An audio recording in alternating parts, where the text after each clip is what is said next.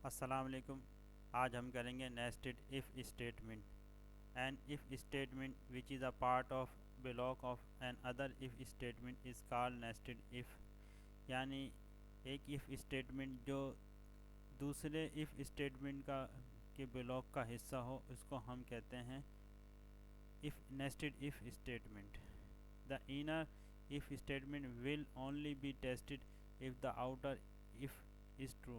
यानी जो inner if statement जब ही एग्जीक्यूट होगी जबकि पहले जो उससे आउटर इफ़ स्टेटमेंट है अगर ट्रू होगी तो। अच्छा, इसको हम एक प्रोग्राम के ज़रिए आपको समझाते हैं कि ये कैसे काम करेगा। यहाँ पर हमने डेव सी प्लस प्लस का टेक्स्ट एडिटर ओपन कर लिया है। अब हम इसमें सिंटैक्स बुक बोर्ड के चैप्टर नंबर 4 से नेस्टेड इफ़ स्टेटमेंट के टॉपिक से एक प्रोग्राम राइट डाउन करते हैं। इसमें हम सबसे पहले मेन का फंक्शन हमने लिख लिया। यह आपका एक पैटर्न है जिसमें हम तमाम प्रोग्राम लिखते हैं। तो इसमें हम शुरू करते हैं। हम सबसे पहले दो इंटीजर्स डिफ़ाइन कर देते हैं, मार्क्स और एज के नेम से। अब इसके बाद हम एक मैसेज प्रिंट करवाएंगे।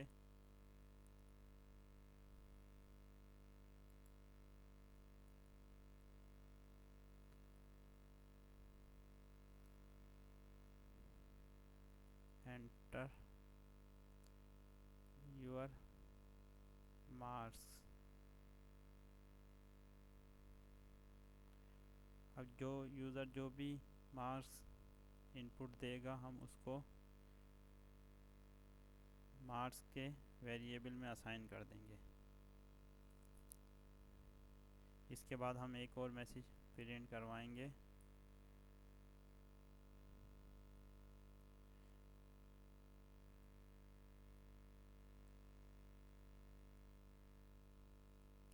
एंटर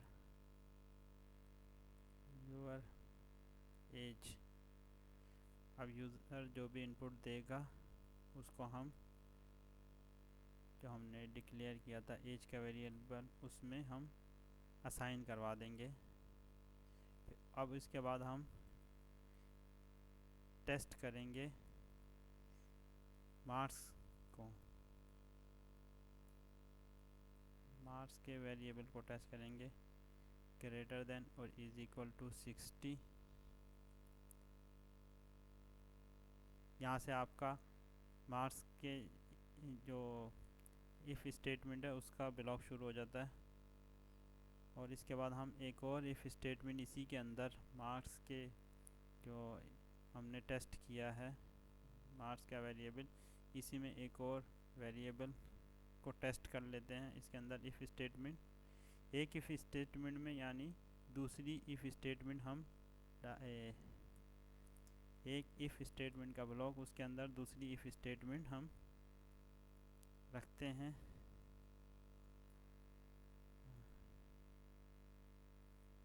इसमें हम मैसेज प्रिंट करवाते हैं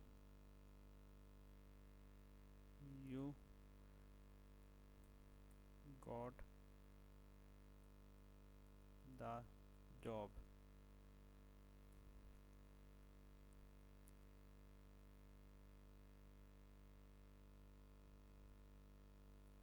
और इसके बाद हम एक मैसेज प्रिंट करवाते हैं गुड लक। अगर दोनों स्टेटमेंट आपकी एग्जीक्यूट नहीं होगी तो आपको ये मैसेज मिलेगा गुड लक का। इसके बाद हम आपका मेन का फंक्शन रिटर्न कर देगा 0 ऑपरेटिंग सिस्टम को। हाँ, यहाँ हम इसको सेव करते हैं और देखते हैं क्या आउटपुट आता है।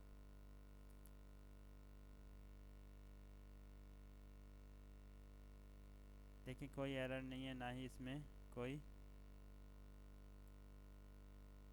वार्निंग है। अब हम इसको कंपाइल करते हैं।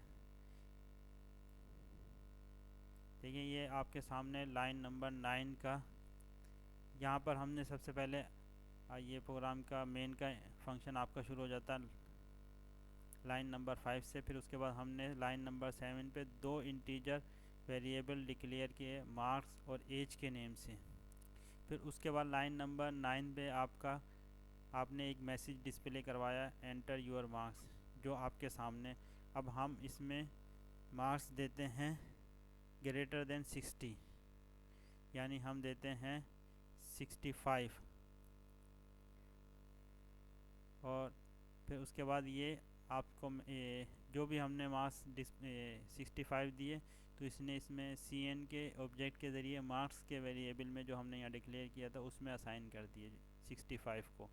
अब इसने मैसेज डिस्प्ले करवाया लाइन नंबर 11 में, जो हमने डिस्प्ले करवाया था, एंटर योर एज। अब हम इसको देते हैं 20। देखें इसने क्या मैसेज डिस्प्ले करवाया, you got the job, good luck. यानी हमने जब 65 एक में मार्क्स में दिए हमने 65, तो और दूसरे एज में हमने दिए 20, तो दोनों वेरिएबल में हमारे पास 65 और 20 आ गए। अब इसने यहाँ पर इफ़ की स्टेटमेंट शुरू होती है, मार्क्स इज़ ग्रेटर देन 60, यहाँ पर ये कंडीशन ट्रू होगी, 65 इज़ ग्रेटर देन 60। फिर उसके बाद इसने इसके ब्लॉक में इसके ब्लॉक को एग्जीक्यूट किया, और फिर यहाँ पर ये जब एंटर किया तो फिर उसको लाइन नंबर 16 पर एक और if statement milli.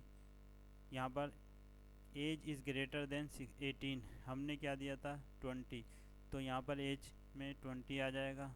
20 is greater than 18, ये भी ट्रू हो गई।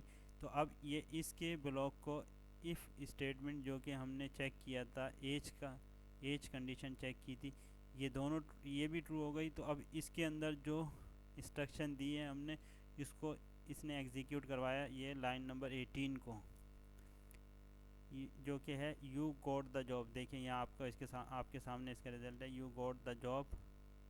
फिर उसके बाद यहाँ से इन दोनों इफ़ के ब्लॉक से एग्ज़िट किया इसने। फिर यहाँ लाइन नंबर 21 पर जो मैसेज था गुड लक, ये डिस्प्ले करवाया। और फिर उसके बाद लाइन नंबर 23 पर आपका जो रिटर्न किया मेन के फंक्शन ने 0। अब हम दूसरे केस इसमें देखते हैं कि ये दूसरे कंडीशन में क्या आउटपुट देता है। अब हम इसको देते हैं एंटर मार्क्स देते हैं 65। अब ये आपसे एज मांगता है, एज देते हैं हम 17। इस पर ये क्या देता है, मैसेज डिस्प्ले करवाएगा गुड लक।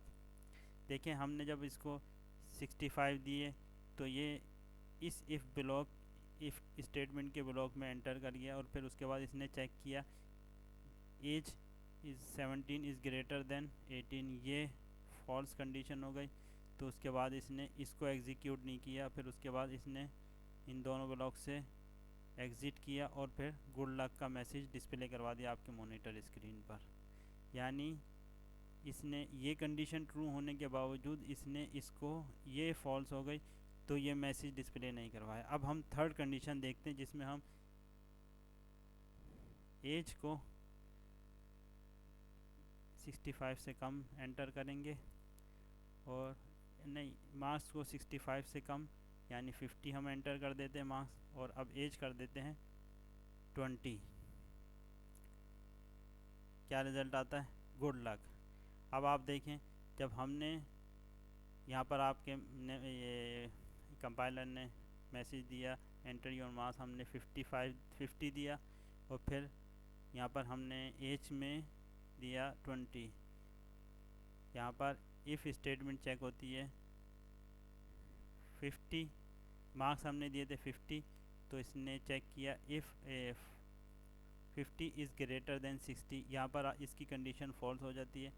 अगरचे हमने यहाँ एज 18 से ज़्यादा दी थी, फिर भी उसने जब यहाँ कंडीशन फॉल्स हो गई तो इसके ब्लॉक में ही इंटर नहीं किया, यानी इसके ब्लॉक में कंट्रोल पास नहीं किया, बल्कि यहाँ से जब ये कंडीशन लाइन नंबर 14 वाली कंडीशन फेल होने पर ये इसके ब्लॉक से बाहर का मैसेज डिस्प्ले करवाएगा। ये पूरा इसने एग्जीक्यूट नहीं किया, और फिर लाइन नंबर 21 को इसने एग्जीक्यूट करवाया जो आपके सामने गुड लक, यानी ये मैसेज डिस्प्ले करवाने के लिए हमें दोनों कंडीशन, मार्क्स भी ग्रेटर देन होने चाहिए 60 और एज भी ग्रेटर देन होनी चाहिए 18, फिर ये मैसेज प्रिंट करवाएगा, अदरवाइज़ ये मैसेज नहीं प्रिंट करवाएगा। अगर हम मार्क्स को ग्रेटर देन कर देते हैं, 60 से ग्रेटर इनपुट देते हैं और एज को लेस देन 18 इनपुट देते हैं, तब भी ये मैसेज डिस्प्ले नहीं करवाएगा। और अगर हम मार्क्स लेस देन 60 देते हैं तो ये इस कंडीशन को, सेकंड कंडीशन को, एज वाली कंडीशन को चेक नहीं करेगा। यहीं से ये कंट्रोल पास कर देगा नेक्स्ट इंस्ट्रक्शन की तरफ, जो कि लाइन नंबर 21 में है। यहाँ पर आपका नेस्टेड इफ़ का टॉपिक ख़त्म हो जाता है। Thank you.